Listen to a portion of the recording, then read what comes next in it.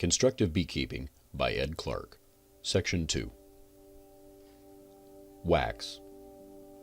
Also, when from whatever cause, the bees have a lot of sealed honey around the brood nest, and because the empty outside combs are too cold for work, they will not remove the honey to these to enable the queen to lay. This is the condition of the colony, where spreading the brood makes more room. Also, that makes a colony in a 16-frame hive take on the urge. To understand this condition, a knowledge of the relation of temperature to wax working is necessary. To work and build with wax requires a temperature nearly as high as that maintained in the brood nest. And when any part of the hive is colder than it is consistent for easy work with wax, the bees, if they work on wax at all, do it in the warmer part of the hive. It must be borne in mind that the bees, like all other creatures, do things mostly in the line of least resistance. It is easier to work wax where it is warm than where it is cold. Hence, we find the bees starting on the center combs in the second super, before finishing the outside ones in the first. The beekeeper who puts boards with slits on either side for the bees to enter the super from the brood chamber produces a condition that sends the warm air from the brood chamber up through the slits, thereby giving the bees a good temperature to work on outside combs. Beekeepers who produce healthier honey in England, because of the cold nights, put a covering over and around the supers to keep them warm. Otherwise, poor results follow. It has been demonstrated that combs can be built down to the bottom bar in a super better than in a brood chamber with an opening at the bottom front. And here again, temperature plays its part. Knowing the relation of temperature to working in wax, it can readily be seen how a colony with plenty of hive room may be crowded for brood room and acquire the urge. Caging the queen gives more room, but brings on the urge and may result in swarming. Removal of the brood and substituting foundation or draw comb gives laying room to the queen. These are good examples of destructive beekeeping. How much better the colony could get ahead had they hives so constructed and protected from outside weather conditions that they could evaporate the water from their honey and store it away from the brood nest. Shaking the bees gives ample room, but that's artificial swarming. Removing the water from the nectar and giving the bees an opportunity to store this ripened nectar in fewer cells makes more room, and when this can be accomplished soon after the bees' last trip to the field, it shortens their hours of work, adds to their comfort, and perhaps lengthening their lives. It is just as necessary for the economy of their domestic arrangement that they have room sufficient and warm enough to ripen the honey as for storage of ripened honey and brood. Brood frames. Brood frames cannot be ignored in constructive beekeeping because they have so close a relation to the room in the hive. The nearer in the number of worker cells in all of the frames approach the maximum, the more room the hive contains. Frames not filled to the bottom bar and frames containing drone comb will, together with other conditions, make just enough difference in the hive room to bring on the urge. A 10-frame hive under these conditions has but little more room than 8 full frames. The size of a hive, no matter what its dimensions, is expressed in the number of worker cells it contains. A hive with but from 40 to 50,000 worker cells must not be thought of as a standard hive, even though it has 10 standard frames. Empty spaces inside the frames make an extra expense to the beekeeper and an added burden on the bees.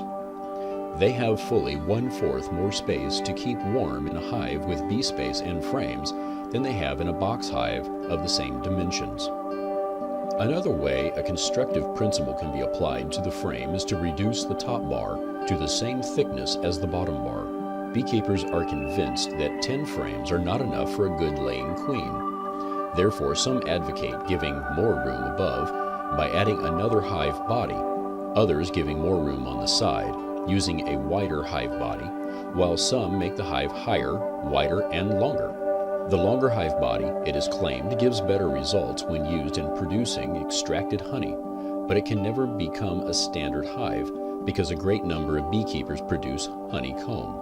The 10-frame or standard hive being the best for most purposes, it remains for the beekeeper, when he gives more room, to give the bees a brood nest with as little space between comb and comb, where the brood bodies meet as possible.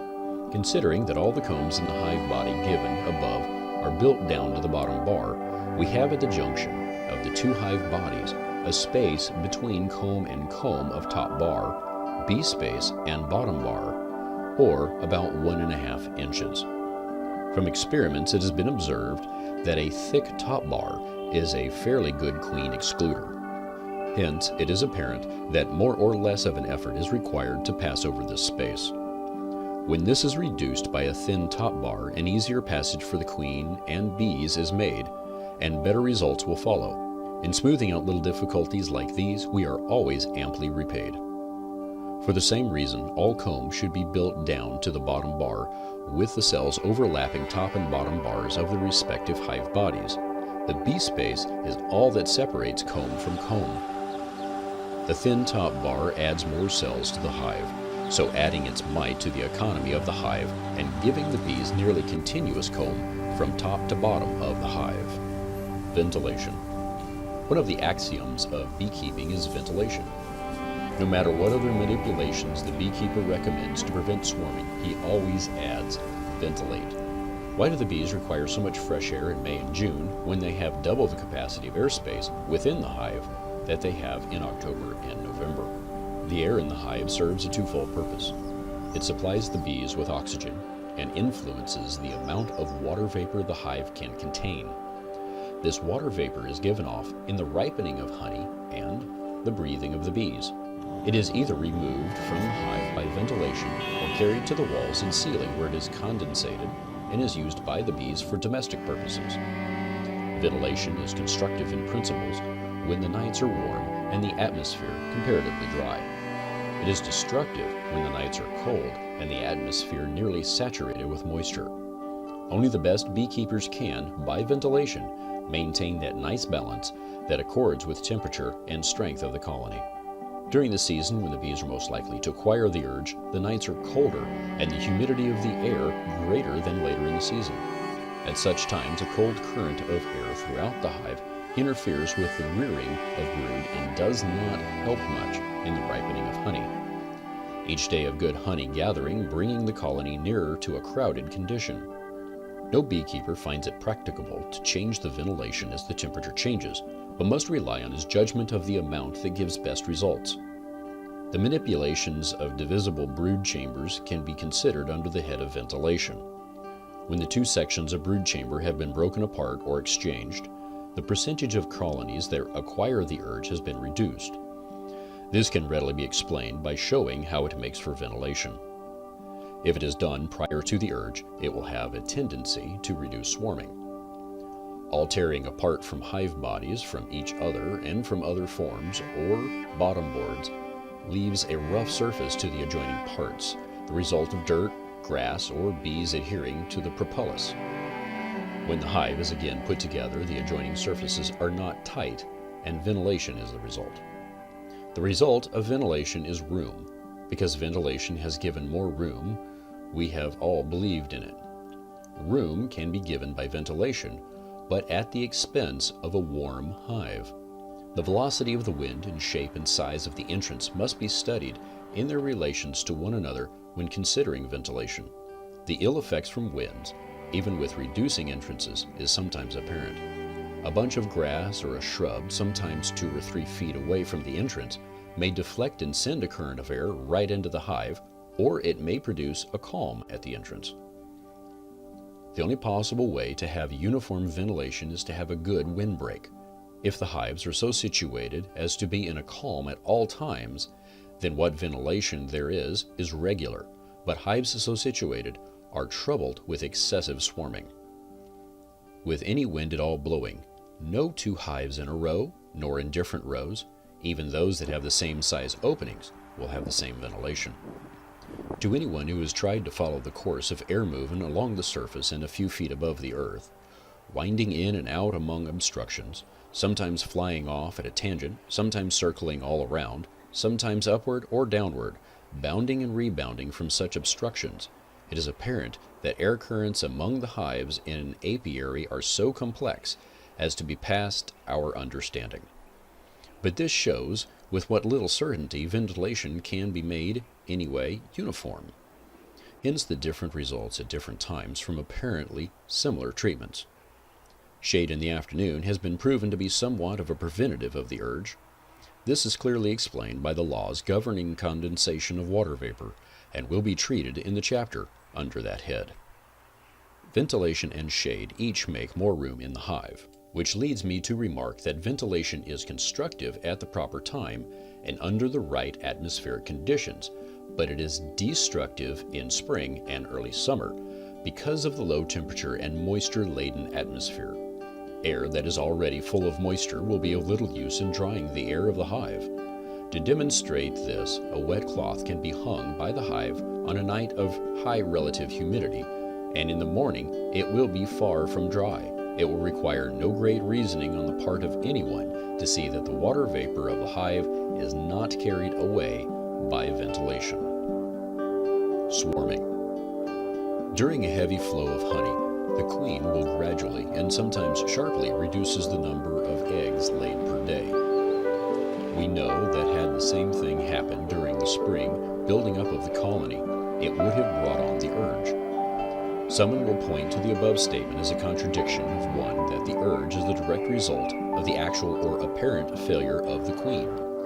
We know from observation that they are almost sure to swarm in spring or early summer when this condition exists. In summer, with an abundant honey flow and plenty of room, they rarely swarm. In the fall, they quietly supersede the queen. It's obvious that the aim or object for which they strive in each of the 3 periods mentioned is not the same, and that the aim or object attained as the collective results of these 3 periods is that for which all bees are striving, the survival of the colony. During the spring period, the one purpose for which they strive is numbers.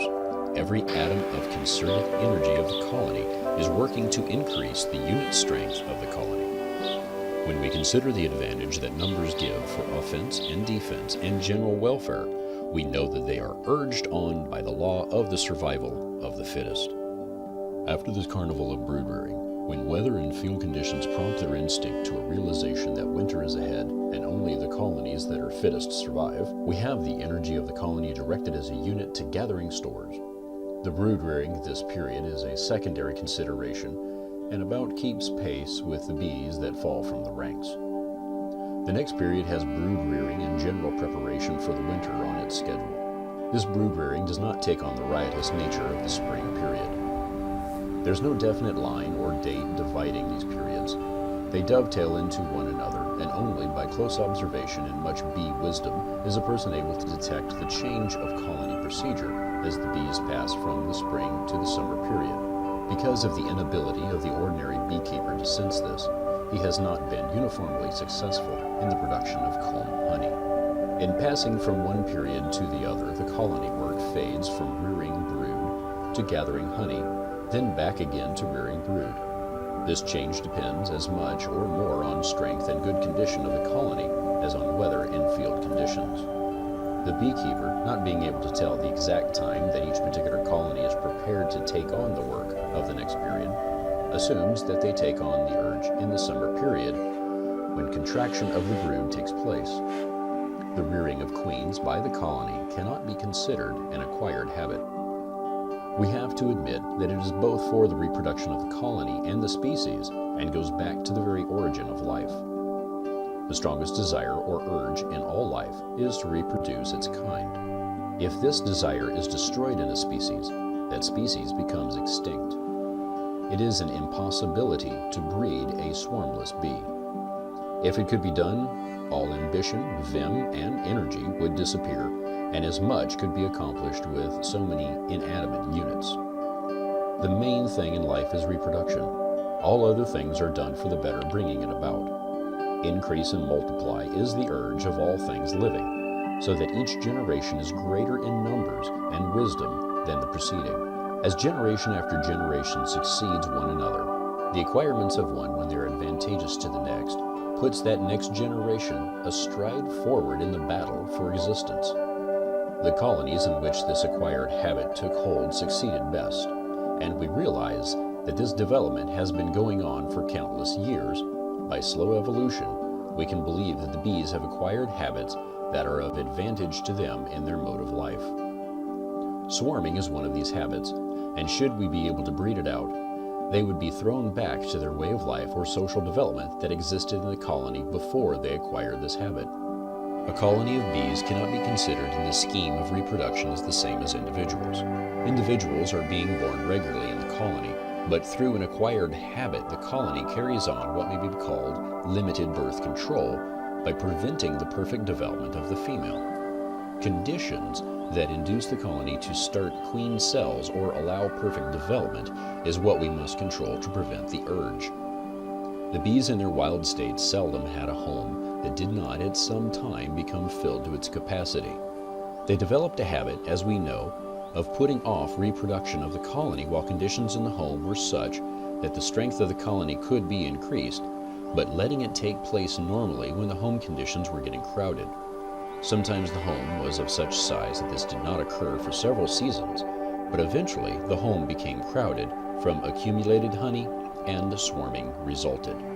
The smaller the hive, the sooner the urge. The smaller colonies that came from smaller homes did not survive as often as the stronger ones that had more time and room to prepare. Hence, we have bees with the habit of putting off swarming as long as hive conditions permit. The act of swarming must be considered a protest against a condition in the hive. Could we keep a colony of bees with a good queen and plenty of necessary room, we would have no swarms. It has been done, so it's not impossible. End of section 2.